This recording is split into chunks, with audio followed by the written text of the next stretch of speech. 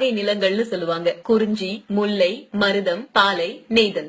இதுல முல்லை மக்கள் மாடு மேய்க்கிறத தங்களோட தொழிலா வச்சிருந்தாங்க. இந்த முல்லை நிலத்துல வாழ்ந்த மக்களை ஆயர், இடையர், இடைச்சியர் இந்த மாதிரி பல பெயர்கள் வச்சு சொல்லுவாங்க. அவங்களோட குல தொழிலாவும் மாடு மேய்க்கிறது இருந்துச்சு. அவங்களோட விளையாட்டுகள்லயும் மாடு பெரும் பங்கு வகித்தது.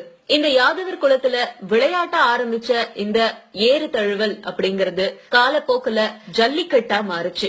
ஜல்லிக்கட்டு அப்படின்னு சொல்லப்படுற இந்த பெயர் முதல்ல சல்லிக்கட்டு அப்படின்னு தான் வந்தது. இதுக்கு என்ன காரணம்னு கேட்டா, மாட்டுக்கு அப்பெல்லாம் கழுத்துல ஒரு வளையம் ஒண்ணு கட்டி வைப்பாங்க. அந்த வளையத்துல 50 வருஷங்களுக்கு முன்னாடி நடைமுறையில இருந்த பேச்சு சல்லிக்காசுன்னு சொல்லுவாங்க.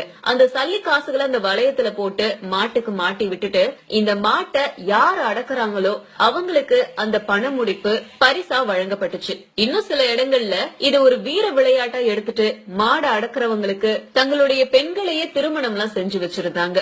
இந்த விளையாட்டு பொதுவா கோணார்கள் அப்படின்னு சொல்லப்படுற ஆயர்கள், இடையர், இடைச்சியர்கள் அதிகமா வாழ்ந்த இடங்கள்ல தான் நடத்தப்பட்டுச்சு. இந்த விளையாட்டுக்கான வரவேற்பு அதிகமாக இது தமிழர்களோட வீர விளையாட்டுகள்ல ஒன்னா கருதப்பட்டுச்சு. முக்கியமா தை திருநாளாம் பொங்கல் அந்த தினத்துல இந்த ஜல்லிக்கட்டு அப்படிங்கறது வெகு விமர்சையா நடத்தப்படுது. மதுரை அலங்காநல்லூர் ஜல்லிக்கட்டுக்கு உலக புகழ் பெற்றது. கோணார்கள் அதிகமா அந்த இடத்துலதான் வாழ்ந்தாங்க. முற்காலத்துல ஒரே மாதிரி நடத்தப்பட்ட இந்த ஜல்லிக்கட்டு இப்ப இருக்கிற தமிழ்நாட்டுல ஒவ்வொரு பகுதியிலயும் ஒவ்வொரு விதமா நடக்குது. மதுரை அலங்காநல்லூர் மாதிரியான இடங்கள்ல வடிவாசல் வழியா வெளியேற காளைகளை இளைஞர்கள் விரட்டி போய் அதனோட திமில் மேல தொங்கியபடி கொஞ்ச தூரம் போறாங்க.